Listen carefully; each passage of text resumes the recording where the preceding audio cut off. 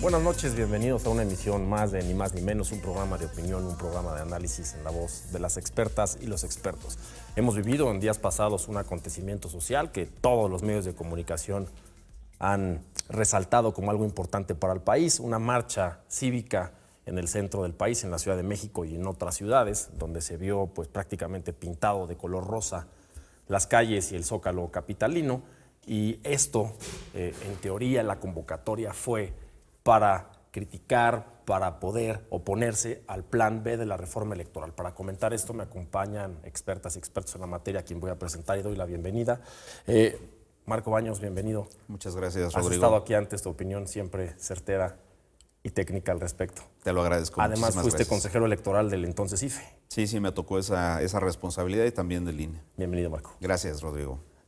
Alejandra Latapí, también consejera electoral, fuiste consejera del IFE. Sí, antes que Marco. Vienes de Rosa, claramente fuiste una de las principales promotoras de esta marcha. Sí, desde Unidas, Unidos, Unides, fuimos el primer grupo convocante al que se sumaron más de 120 organizaciones de la sociedad civil para convocar. Y Ricardo Pasco Pirza, quien, bueno, no necesita una presentación, fundador del PRD, pensador de izquierda, diputado, delegado, líder de opinión. Bienvenido, Ricardo. Muchas gracias. Un gusto estar con ustedes, con mis colegas de la mesa, comentaristas, grandes técnicos y conocedores, por cierto, de los organismos electorales de nuestro país. Así es. Pues vamos a empezar con el tema. La pregunta que creo que la mayoría de la gente se hace, porque vimos una marcha que reflejó distintas conductas sociales, desde un apoyo incondicional a México país y el himno nacional entonado por miles, hasta gritos en contra del presidente de la República. Algunos hablaban de una reforma electoral que no debía pasar. Pero ¿qué es el plan B de la reforma electoral y por qué hay un plan B? Bueno, el plan B es un conjunto de leyes que han sido modificadas y que podrían sintetizarse en el afán de disminuir la capacidad logística del Instituto Nacional Electoral y también reducir sus atribuciones. Por un lado, le quitas más o menos 6,000 personas a nivel nacional, pero lo más preocupante es que deshaces toda la estructura operativa desconcentrada que tiene el INE, es decir, las oficinas que tiene instaladas en los 300 distritos electorales para revisar las secciones e instalar las casillas, capacitar a la gente que integra las mesas directivas, para operar los módulos de atención ciudadana que tramitan la credencial del elector, son 900 más o menos a nivel nacional. Y frente a esa problemática de reducir la estructura operativa del Instituto Nacional Electoral, fortaleces las atribuciones de los partidos políticos. Por un lado, ahora los partidos políticos ya no van a regresar el dinero sobrante, como son entidades de interés público según la Constitución, y se financian esencialmente con dinero público a través de ese financiamiento que se les entrega en forma ordinaria o para las campañas.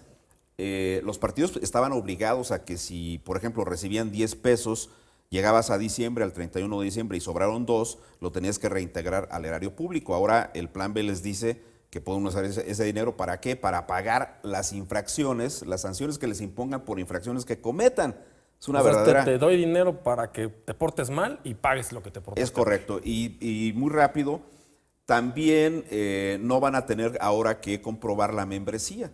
Para que tú conserves el registro necesitas el punto 26 del padrón, son como 300,000 personas, pero también cada que empieza un proceso electoral, el INE tiene que revisar que esa membresía se cumpla, ya no lo tienen que hacer. Y por último, se quitan cosas que son inequitativas en la contienda, por ejemplo, caso Salgado Macedonio y Raúl Morón, entre otros muchos, que no presentaron los informes de precampaña y no pudieron ser candidatos. Ahora no pasa nada porque pues eso será una multa de tipo administrativo y eso me parece que es generar condiciones inequitativas en la contienda, sobre todo si tomas en cuenta que también van a poder decir y hacer lo que quieran todos los servidores públicos, que tú tienes 22 gubernaturas entre Morena y aliados, que tienes poco más de la tercera parte de todos los ayuntamientos entre Morena y los aliados y que tienes mayoría en 21 congresos locales. Entonces, con independencia de que sea un modelo cerrado y que lo podemos discutir, etcétera, me parece que sí le genera condiciones a Morena que son eso. Y justamente ese plan B que está destruyendo las condiciones equitativas de la contienda y que está destruyendo a una autoridad que te genera elecciones imparciales, pues es justamente el motivo de la protesta ciudadana del pasado domingo. Claramente la iniciativa es del grupo parlamentario de Morena, por eso se habla que es una iniciativa del presidente. Pero parece que estamos dando un salto para atrás a los años 80, donde se empezó a debatir todo esto y crear una institución autónoma, firme, fuerte, independiente, que pudiera garantizar que quien esté en el poder, sin importar su color, permita la transición democrática del poder. Pero esta fue una marcha ciudadana, una marcha cívica convocada por ciudadanos, o como dijo el presidente de la República, por el PRIAN, por el PRI y por el PAN. Mira, quiero nada más recordar por qué se le llama Plan B, porque obedece al fracaso del Plan A. El Plan A era una modificación, una iniciativa de ley que presentó el Ejecutivo para modificar desde la Constitución el sistema electoral y el sistema de representación política del país. Las y los ciudadanos salimos a las calles el 13 de noviembre, no solamente en la Ciudad de México, en todo el país y en algunas ciudades del extranjero, para decirles a los partidos políticos, la marcha fue para los partidos políticos, para exigirles que votaran en contra de esa iniciativa. No solo a Morena. A todos los al partidos, Congreso. En ese momento a los partidos representados en la Cámara de Diputados, que era donde se estaba discutiendo esa iniciativa. Fue un triunfo ciudadano, los partidos de oposición acataron el mandato expresado en las calles, votaron en contra. Vino un Plan B porque el Plan A fracasó. Ese Plan B son estas 6 leyes cuyos efectos ya nos platica Marco de qué se tratan y qué consecuencias tiene. Frente al tamaño de daño para el ejercicio de nuestros derechos político-electorales, otra vez las organizaciones de la sociedad civil convocamos a la ciudadanía, a las y a los demócratas del país a unirse a esta marcha. Desde estas organizaciones dimos algunos lineamientos y como en la vez anterior, la respuesta ciudadana fue monumental. Ahora tuvimos presencia en más de 120 ciudades del país y en otras ciudades del extranjero. Tuvimos presencia además no solamente en los medios nacionales, sino hubo primeras planas de periódicos y de medios del exterior. La llamada de alerta está hecha desde la ciudadanía. Como dice Marco, quizás los partidos ya no vayan a tener que demostrar el tamaño de sus padrones de militantes, pero difícilmente podrían llegar a poder movilizar y controlar, entre comillas, a los cientos de miles de personas que salimos el domingo a las calles. Y además, por lo menos en el sistema electoral mexicano, las personas tenemos la idea de que quienes hacemos las elecciones somos los ciudadanos. Quienes representamos en las casillas somos los ciudadanos. Pero por otro lado nos dicen, van a correr a 6,000 personas que trabajan para el Instituto Nacional Electoral. Entonces, ¿quién opera las elecciones? ¿La opera un Instituto Nacional que, entiendo, cuesta mucho dinero además, porque sí es costoso, o la operan los ciudadanos? La operan los dos, bueno, no sé si adelante. hemos dejado platicar a Ricardo, pero es que lo operan los dos. Es que el instituto, como siempre se ha dicho, tiene que poner la mesa para el banquete.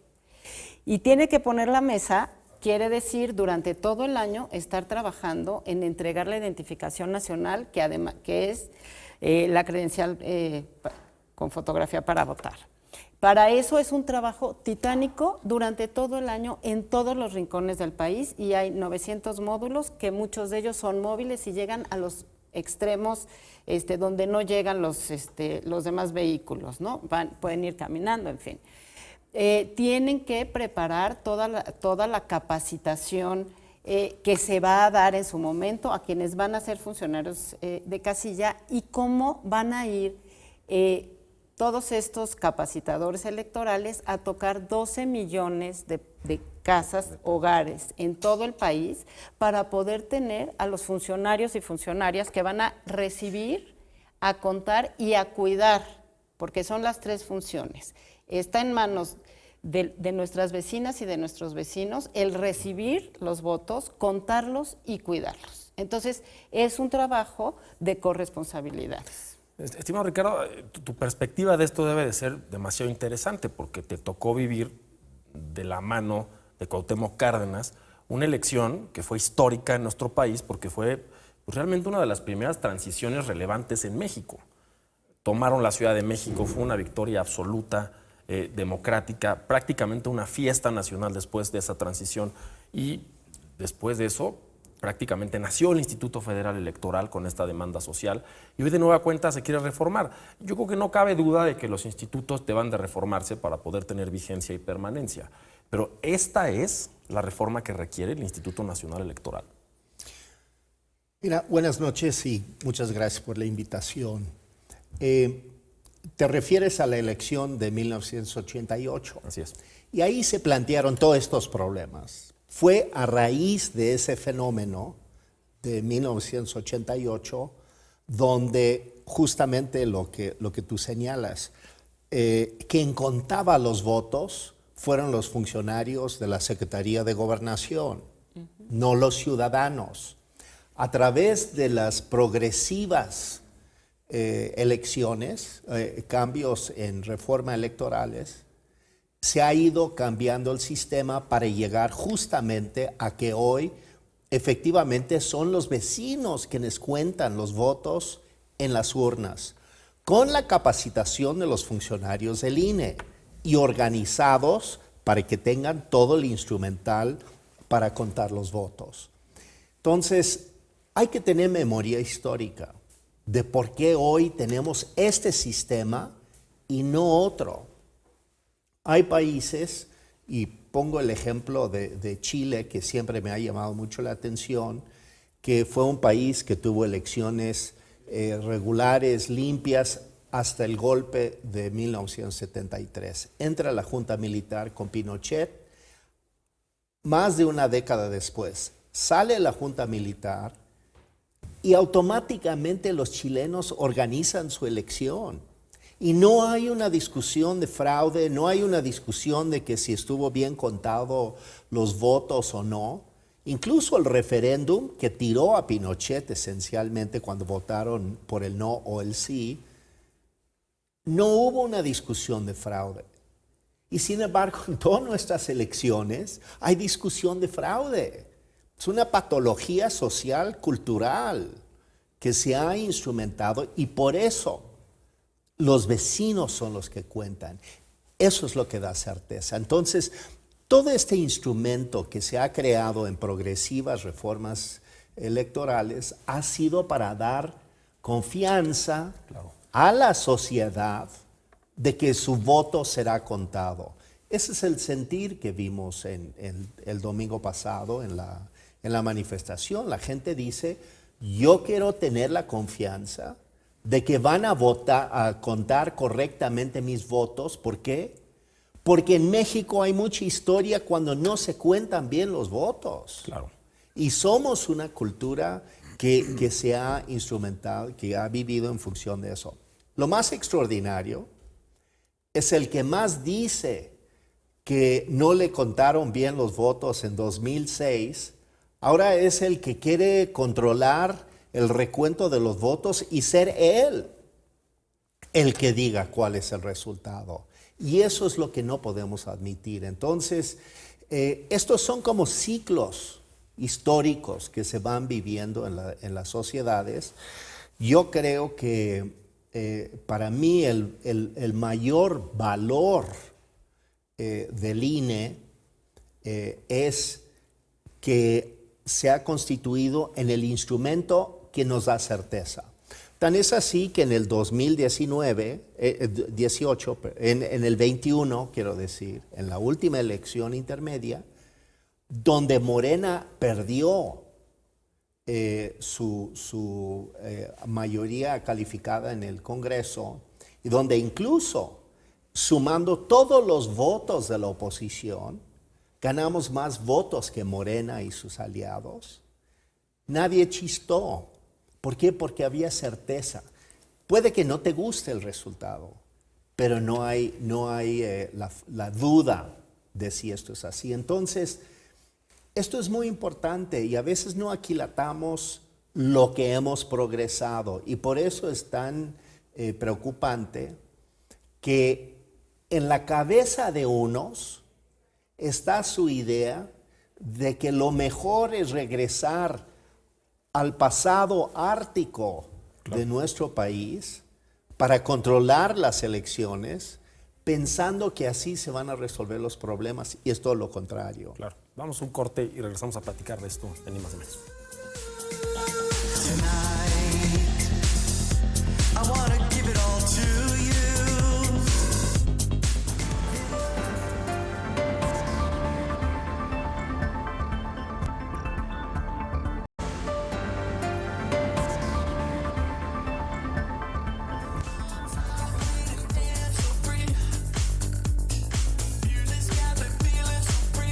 Estamos de vuelta en Ni Más Ni Menos platicando de la marcha que aconteció en nuestro país en contra del Plan B de la reforma electoral. Ya escuchamos qué es el Plan B de la reforma electoral. Y sí es cierto que vivimos en un país donde su marco constitucional, su marco jurídico es bastante elástico. Eso quiere decir permite cambiar, lo cual es bueno. Ya escuchamos qué está mal de este plan, pero ¿qué necesita el Instituto Nacional Electoral?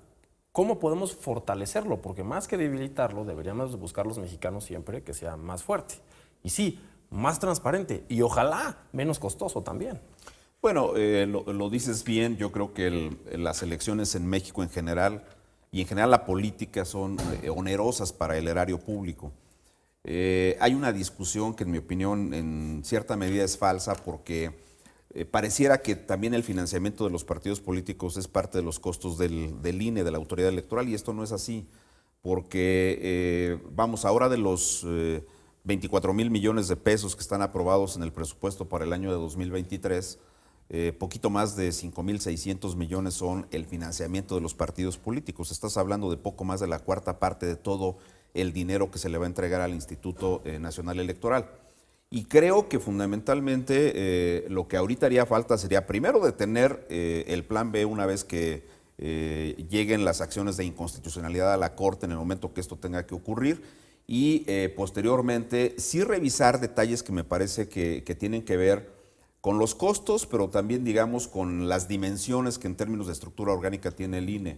Los costos porque el INE no ha tenido una autorización formal por la vía de normas constitucionales o normas legales para implementar, por ejemplo, el voto electrónico. Yo he defendido ampliamente la posibilidad del voto electrónico, creo que sí se puede implementar y también creo que si ese voto electrónico lograse tener una implementación gradual que nos vaya llevando poco a poco, podrías evitar imprimir boletas electorales. Toda la documentación que va a las casillas no tendría razón de ser. Y por otro lado, otras actividades como los programas de resultados electorales tampoco tendrían que ser y obviamente los resultados fluirían con una enorme velocidad. Pero eso no está ahí.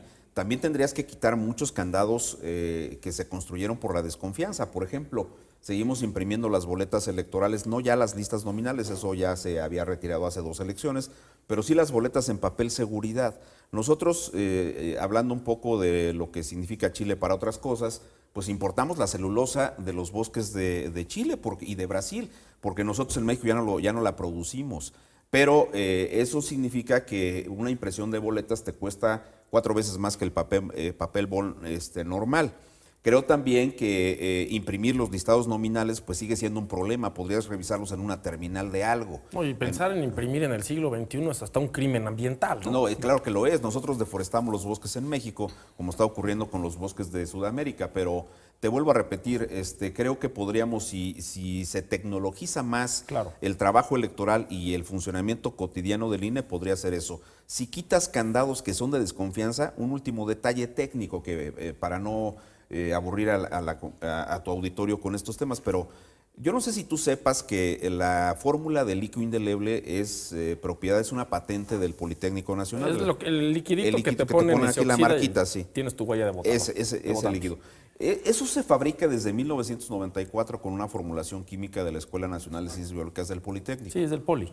Y ahora resulta que tiene que haber una institución académica adicional al Politécnico que revise si la formulación química del Politécnico para preparar el líquido indeleble es la correcta. Van a crear una institución pública, la Institución Pública Federal de la Tinta Electoral. Entonces, se va a llamar. ¿pero de dónde vino esto? Pues del PRD, que presionó mucho para que esto fuera así. Le hace Morena, porque muchos de los políticos que impulsaron estas cuestiones, pues están ahora justamente en Morena. Siguen siendo de la izquierda, pero metidos, alineados en Morena. Entonces yo te diría, sí hay muchas cosas que se pueden revisar y que se pueden reducir sensiblemente en términos de costos. Adelante. Es que yo no estoy de acuerdo con el planteamiento, no de lo que dice Marco, sino de la urna electrónica, no porque no fuera el mecanismo ideal, sino porque tenemos un problema de origen, y es el de los candados que tú dices. Y esos candados son necesarios porque hay desconfianza. Y mientras no exista un claro compromiso de los actores políticos, un claro compromiso democrático con el reconocimiento de los resultados, ni urna electrónica, ni terminales para la lista nominal, ni evitar la revisión de quién hace la tinta y quién supervisa la tinta, porque todo eso ha sido producto de una realidad, pero que ha llegado a nuestros días magnificada por un discurso y por mensajes que han alimentado la desconfianza en los procesos electorales. Y la frase mientras fraude eso electoral no se apellida López Obrador. Mientras La inventó no él. superemos, y creo que son las demostraciones que hemos venido dando la ciudadanía, que tenemos confianza en la institución y en las ciudadanas y los ciudadanos, no habrá tecnología, Claro. ni por muy buenas que fueran las urnas, porque hay un desarrollo tecnológico importante, pero está capacitada la clase política mexicana para aceptar que la tecnología intervenga en los procesos electorales. Lo dejaría sobre la mesa con otra duda también, porque entonces, ¿quién va a recibir y a contar y a cuidar esos votos si se quedan solamente en la urna? Y entonces no va a ser motivo incluso mayor para la descalificación de ese proceso electoral. Claro, me estoy imaginando estos famosos argumentos de las urnas embarazadas y que se abran y después el conteo. ¿A qué le suena? Del Voto por algoritmo, voto, ¿no? Del algoritmo. Entonces ese es el fondo. Es muy importante lo que dices, porque, y tenemos un ejemplo reciente. En Brasil, el voto electrónico se había hecho institución y ahora es una institución hecho pedazos por Bolsonaro.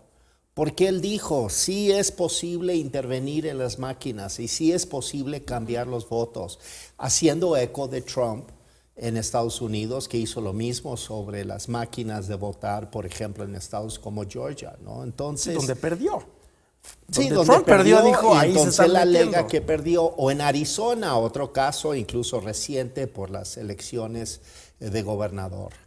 Entonces, es muy acertado esta observación de que sí se puede, o sea, un sistema electoral puede ser muy simple en el fondo, si hay confianza en la sociedad. Pero cuando hay desconfianza, es prácticamente imposible. Por eso tenemos un sistema tan complejo. Y yo me he convencido con ahora esta discusión sobre la reforma constitucional que quiso hacer López Obrador y ahora el intento de imponer el Plan B, de que no hemos logrado la confianza que se requiere para tener un sistema más simple. Claro. Porque el tema de todas las reformas, la reforma incluso la reforma empezando con Reyes Heroles en el 77, en el 97, 78, 77, 78. Uno se olvida que fue, fue el 77, desde ¿cierto? entonces que permitió por primera vez la participación de la izquierda en las elecciones, un paso de mejoramiento del ambiente político nacional Y importantísimo. dio pie a que se perdiera la mayoría absoluta de la presidencia de la República en la Cámara. Y bueno, y entonces las sucesivas reformas, en el 91, 93 con Salinas, después la reforma del 96, que fue realmente clave, que abrió ya la puerta incluso a que, contando los votos bien, ganó Cárdenas la ciudad, en el 2000 ganó Fox la República. Es decir, ya ese sistema ya abrió. Pero ¿por qué funcionaron esas reformas? Porque fueron reformas de consenso entre todas las fuerzas. Claro. El oficialismo lo tuvo que aceptar porque la presión social así lo indicaba. Se tardó unas décadas, pero lo aceptó. Pero era todo un proceso. Claro. El problema de esta reforma es que se está haciendo como una imposición del poder. No es una reforma de consenso. De ahí, pues que millones marchamos el domingo en contra y seguiremos marchando en contra y seguiremos exigiendo a la Suprema Corte de Justicia o a quien haya que exigirle, reclamarle, que respeten que todo cambio, toda reforma electoral, que es la base del consenso democrático en el país, tiene que ser por consenso entre las fuerzas. Claro. Si no es así, sí es una imposición y sí es esa regresión que algunos vemos, que es volver a antes de la reforma de Reyes Heroles, antes de todo ese proceso político que vivimos, porque era un momento en la historia de México en que había un solo partido, una sola narrativa y una sola visión. Y México no puede volver a eso. Entonces, es el dilema que estamos enfrentando hoy, que se va a tener que modificar radicalmente, y es por eso que no importa lo que se diga, el plan B no puede pasar, porque si pasa, el país va a ir directamente a la confrontación, la crisis política, con francamente un final absolutamente impredecible. Claro. Vamos a un corte y regresamos a platicar del plan B, de la reforma electoral.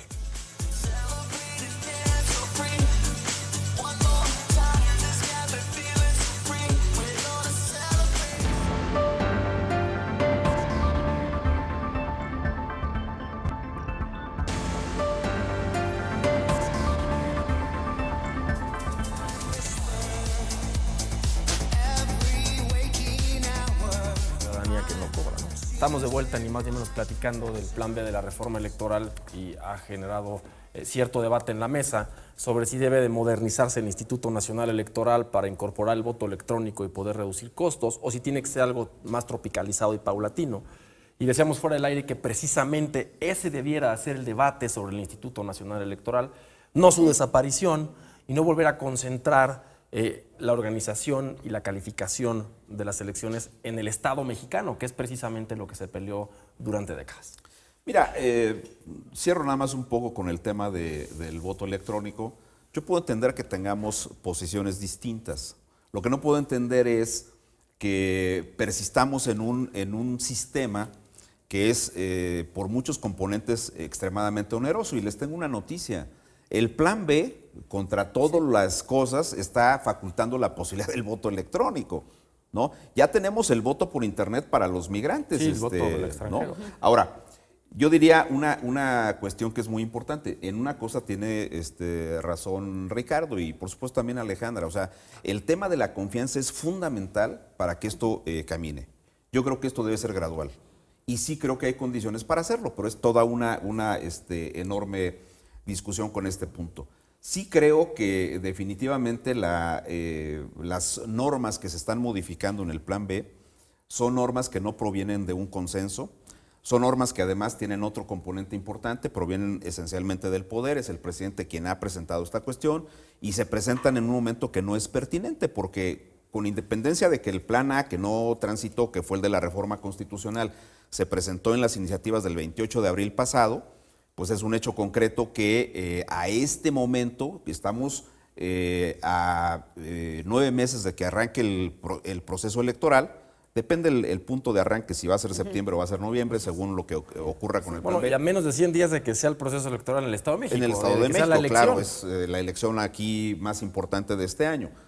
Aunque hay dos, pero pues es la del Estado de México. Entonces, sí creo que no fue el mejor momento para impulsar este tipo de cambios. O el mejor momento políticamente para él. Ni tampoco fue la mejor manera de hacerlo porque no hay ningún consenso salvo la imposición clara de Morena. Y creo que también un tema que ha generado mucha distorsión en esto ha sido el tono, ya no te diría irónico, sino hasta de falta de respeto hacia los actores políticos y fundamentalmente a los ciudadanos. Este tema de querer equiparar la marcha, por ejemplo, con el tema de la defensa de García Luna me parece grotesco. Una manta, ¿no? Una manta en un edificio. No, pero también el discurso del presidente desde las mañaneras. y también el discurso de Mario Delgado, que también el discurso de Ignacio Mier como líder de los morenistas en la Cámara de Diputados, que me parece francamente, lo vuelvo a decir así, es irrespetuoso en el debate porque no se trata de presentar argumentos, sino de presentar descalificaciones en contra de los que hacen una cosa distinta. Cuando además yo creo que lo que pasó primero el 13 de noviembre y este domingo anterior es indicar sí que tenemos un México dividido. Sí, esa es la democracia, ¿no? O sea, es parte de la democracia, sí, pero hay un grupo muy amplio también de la sociedad Claro. que no estamos con el plan B. Es innegable, ¿no? Que Decía- tenemos una serie de dudas tremendas sobre la eficacia en los resultados del gobierno federal. Y se de vale, los se vale gobiernos dudar, morenistas, se vale decir, y no que lo estoy a estamos favor. expresando de manera legítima. Claro. Ese es el punto, yo creo que Claro. aquí. Y Alejandra, ¿quiénes fueron a la marcha? Porque el presidente de la República sale en su conferencia mañanera a decir, ya se desveló el PRI, el PAN, era la oposición. Sí vimos a líderes del PRI, sí vimos a líderes del PAN ir a marchar, pero no fue convocada desde un partido político. ¿Quiénes fueron a la marcha y a qué fueron a la marcha? Entre los gritos de no al plan B, viva México y fuera López, ¿realmente esta marcha era una marcha contra el presidente? ¿Contra Morena? ¿O era una marcha contra una reforma que afecta el sistema electoral de todos los mexicanos? Mira, fuimos a la marcha las y los demócratas del país. Yo lo resumiría así.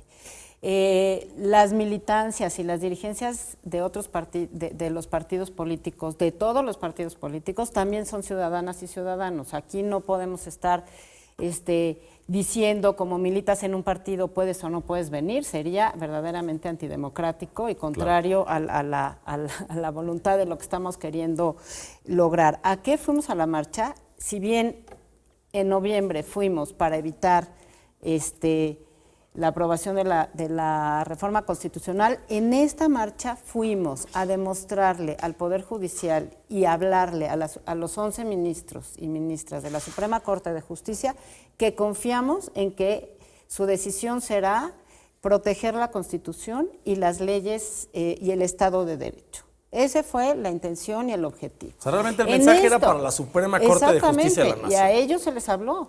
Qué interesante, es la primera marcha de esta magnitud a la Corte. Y es la primera marcha de esta magnitud en todo el país y de los mexicanos y mexicanas demócratas fuera del país. No, pues la Corte para trae un dirigirnos bombardeo a uno político y de una los presión tres como poderes nunca. de la Unión.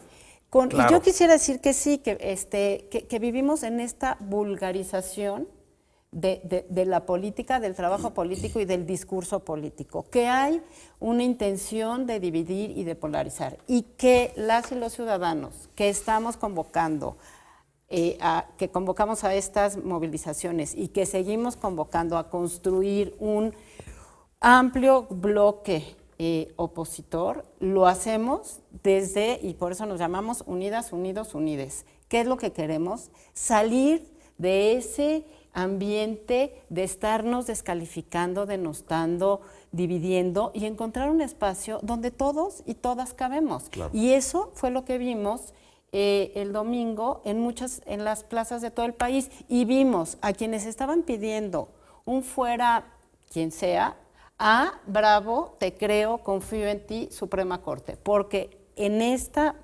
construcción que queremos hacer las y los ciudadanos, y que están invitados también quienes militen en los partidos políticos, queremos reconstruir ese espacio en donde todos podemos estar platicando, debatiendo con mucha enjundia quizás y hasta gritando que nos gane la pasión, pero con respeto y dejando a un lado esa vulgarización de estarnos atacando unos a otros. Y hubo 0 incidentes.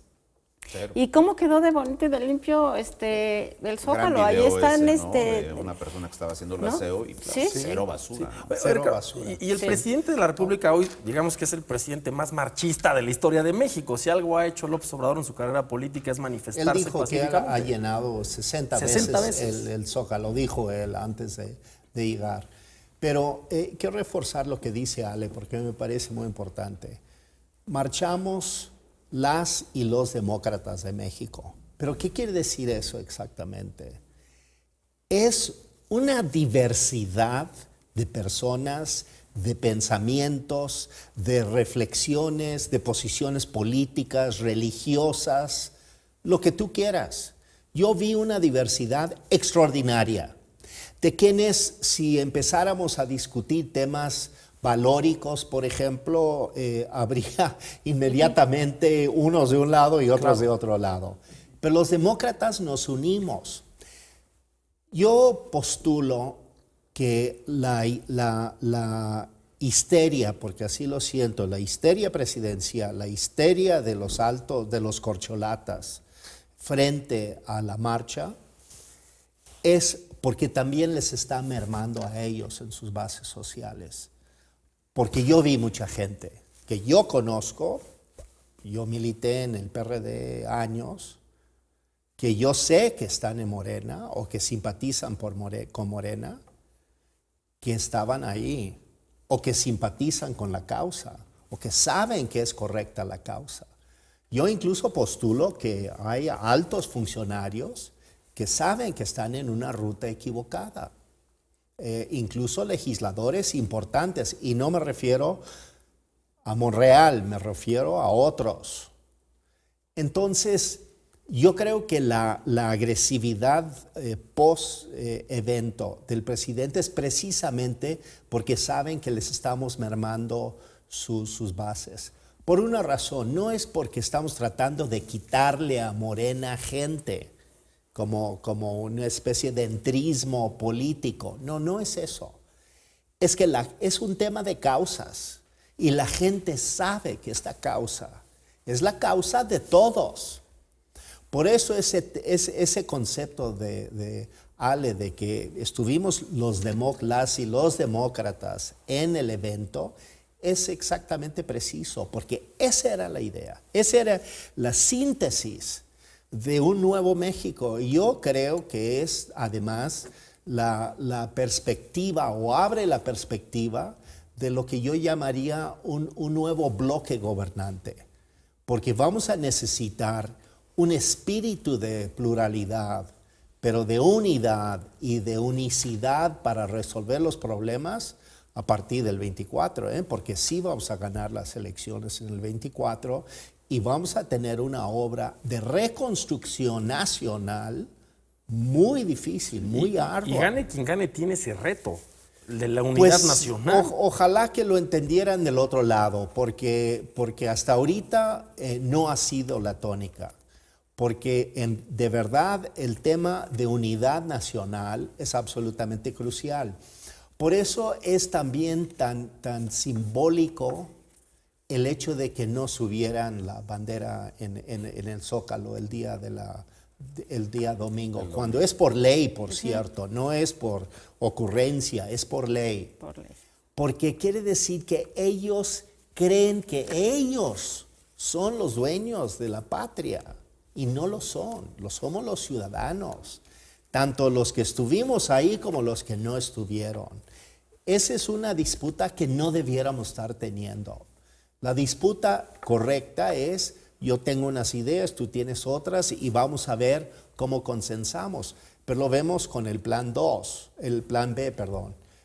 No quieren discutir, quieren imponer. Y esa es la concepción equivocada que viene del otro lado, que enrarece el ambiente nacional y hace tan difícil. Y yo entiendo, porque conozco a mucha gente que se siente muy conflictuada con este nivel de polarización, claro. Como que, ¿y esto a dónde nos va a llevar? ¿Y por qué tengo que escoger un bando? Exactamente, yo no quiero escoger, yo no tengo que decir que estoy con unos contra otros, pero nos hemos replegado a eso. Es la tragedia de los populismos, de Trump, de Bolsonaro en nuestro continente, y que sí es una enfermedad política que vamos a tener que corregir, no para eliminar la pluralidad, sino para introducir la tolerancia, que es exactamente lo que nos hace falta. Y ese es el gran reto que vamos a enfrentar. Claro. Vamos a un corte y regresamos a Ni Más Ni Menos.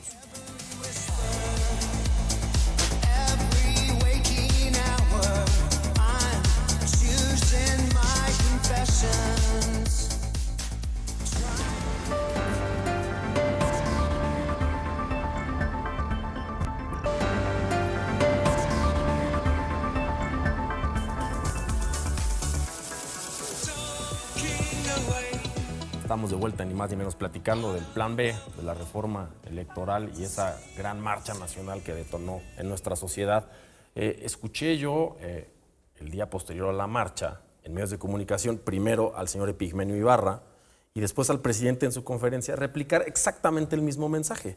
Un mensaje bien construido, un mensaje inteligente, pero un mensaje político, no un mensaje legal ni reformista y mucho menos electoral. Decían algo interesante, decían, no ponemos en duda que participó mucha gente, que se llenó el Zócalo. La marcha anterior, platicamos precisamente en esta mesa y yo les pregunté, ¿por qué no fueron al Zócalo? Dijeron, no es que no lo pudiéramos llenar, es que no quisimos provocar. Esta vez la decisión fue otra, la decisión fue claro que vamos a ir al Zócalo y lo llenaron. Dice el presidente y Epigmenio Ibarra, claro que vimos a mucha gente ahí, pocos comparado con los que somos nosotros, porque llenaron un Zócalo y nosotros 60 veces. Pero no solo eso, criticó los liderazgos de la marcha. Dijo, están acéfalos, no vemos un liderazgo nacional, alguien que diera un discurso que tuviera un sentido para la gente.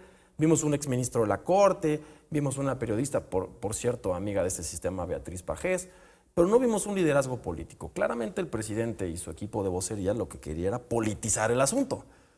Pero ¿esto fue una marcha de liderazgo político con miras a una contienda electoral? ¿Es eso lo que fue esta marcha? Mira, yo lo pondría de la siguiente manera. Es una marcha ciudadana que fue convocada por organizaciones eminentemente ciudadanas, que tienen un trabajo de organización ciudadana muy acreditado, y es una marcha que fue replicada en muchas ciudades, son más de 100 ciudades en todo el país y en el mundo, y en la que diversas personalidades de partidos políticos acompañaron. En el ámbito de la Plaza de la Constitución, que lleva ese nombre desde la Constitución de Cádiz, y en el ámbito de las entidades federativas. Es decir, son los partidos acompañando, y lo voy a decir con mayor claridad, son miles y miles, muchos más ciudadanas y ciudadanos que los representantes de los partidos en esa marcha. Pero decía Ricardo un tema que me parece de fundamental importancia. Necesitamos ir construyendo lo que sigue. Y lo que sigue es definir justamente un liderazgo que represente a todos los ciudadanos y que, si me apuras un poco, también a los tres partidos de la oposición, porque el Movimiento Ciudadano corre por separado. Entonces, en el 2024, una candidatura de la coalición que no tenga el respaldo ciudadano, en mi opinión, no es una candidatura que tenga posibilidades de triunfo. Sí, sí. Bueno. Al revés, una candidatura construida entre los ciudadanos y los partidos puede ser una candidatura sólida. A propósito del Estado de México, lo discutíamos aquí contigo hace algún tiempo, y al final pues mantuvieron la coalición, sí, pero ahora en el ámbito nacional se necesita un respaldo y un acompañamiento y una definición de los propios ciudadanos. Entonces hay que construir un método para que esos liderazgos estén ahí.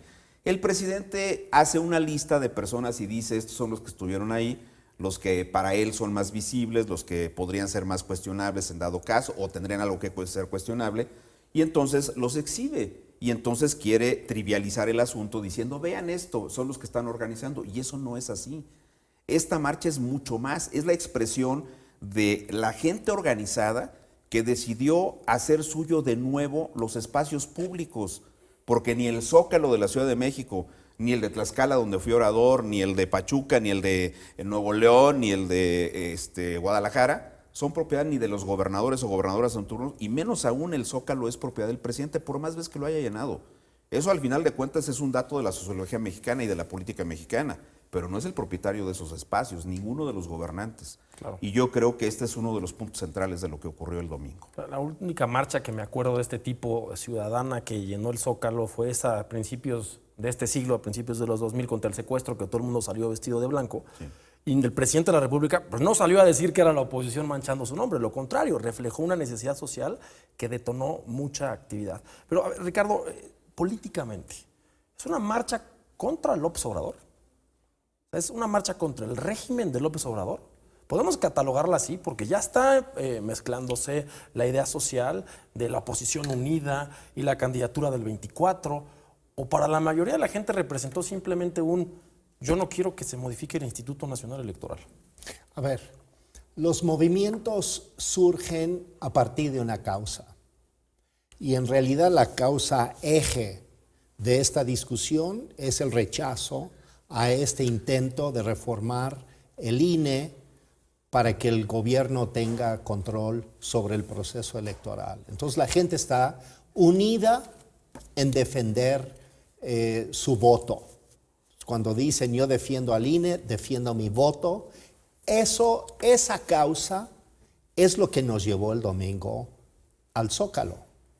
Ahora, sin embargo, quienes llegamos al Zócalo, todos tenemos en la cabeza otras ideas.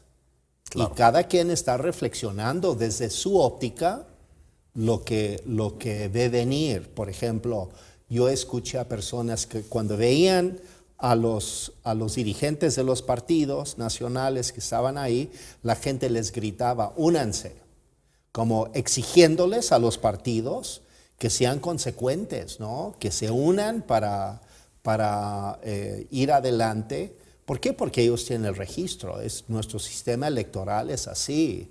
Quienes registran los candidatos son ellos, más allá de cualquier otra cosa. Había ese reclamo. Pero también mucha gente también apreció mucho el discurso del ministro Cosío, porque él explicó el asunto que mucha gente quería entenderlo bien. De que, a ver, yo estoy aquí porque me dicen que hay un peligro, quiero entenderlo bien. Y la gente apreció eso de parte del ministro, aunque fue criticado porque decía, pues no es un agitador de masas, ¿no? Sí. Pero no era su papel. Claro. No era su papel. Ni creo que sea su intención.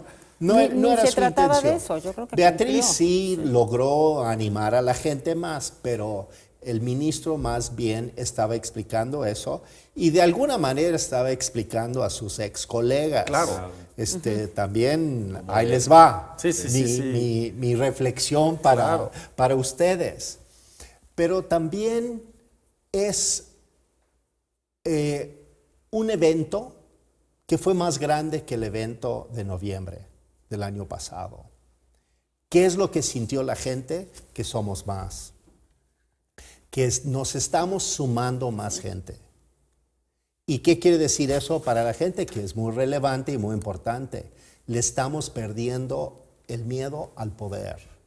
Y al poder de la palabra del presidente, entre comillas, entre otras cosas. Claro, que en defensa de cómo actuó el presidente, sí hubo, digamos, en cierta medida una represión verbal, pero no una represión física, fue una marcha pacífica donde no vimos en ningún sentido eso, ¿no? Yo no creo que en este momento ningún gobernante en el mundo occidental quiera pasar a la historia como un represor. Claro. O sea, más allá del caso mexicano o no. Entonces, creo que ahí la cordura prevaleció, además de que en la organización pues se llevaron a cabo los trámites y los acuerdos necesarios, porque la seguridad de todas las personas que salimos a la calle no es responsabilidad de quienes estuvimos en la organización, es responsabilidad de las autoridades de cada plaza.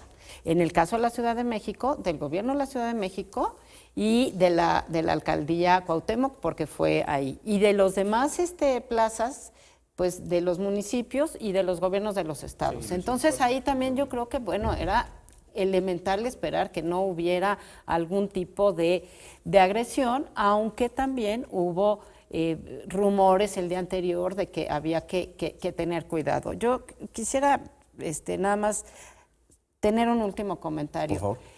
Las mexicanas y los mexicanos aprendimos, y nos tocó, yo creo que a todos los que estamos en esta mesa, con la alternancia en el año 2000, empezar este siglo y aprender a que no eran absolutos o blanco o negro.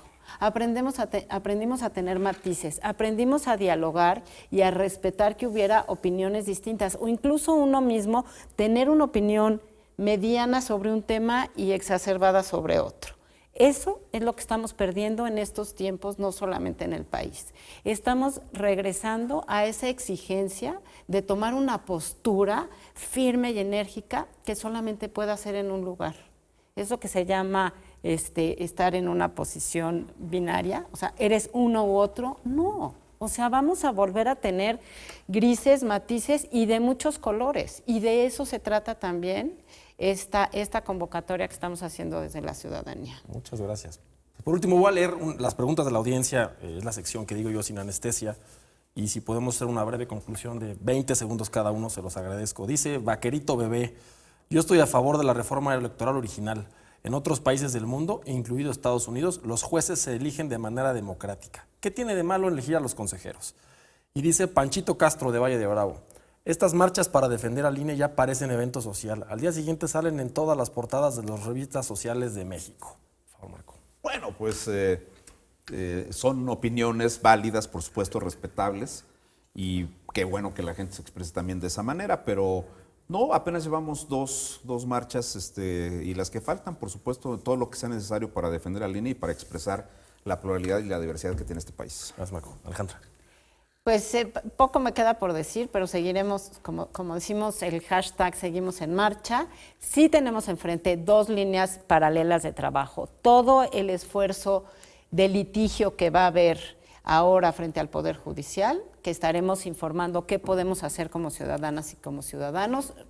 Síganos en nuestras redes, pónganos atención, y estamos también construyendo una propuesta que entregaremos a los partidos políticos de programa de gobierno y todos los esfuerzos que ya mencionaba Marco para un método para candidaturas, y yo le pongo el plural, candidaturas únicas, porque no solamente tienen que ser las candidaturas de unidad para la presidencia de la República, sino para los demás cargos de elección popular.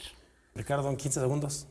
Estamos construyendo democracia desde abajo. Este es un experimento y un reto enorme. Yo llamaría a todo tu público a sumarse a este esfuerzo, a no caer en la trampa de la polarización, es decir, en el debate de la intolerancia, sino que abrirnos a un gran debate nacional para ayudar al país a salir de la situación en la que encuentra. Pero es responsabilidad de todos los ciudadanos y las ciudadanas de salvar a México, y estamos llamados a ese salvamento todas y todos.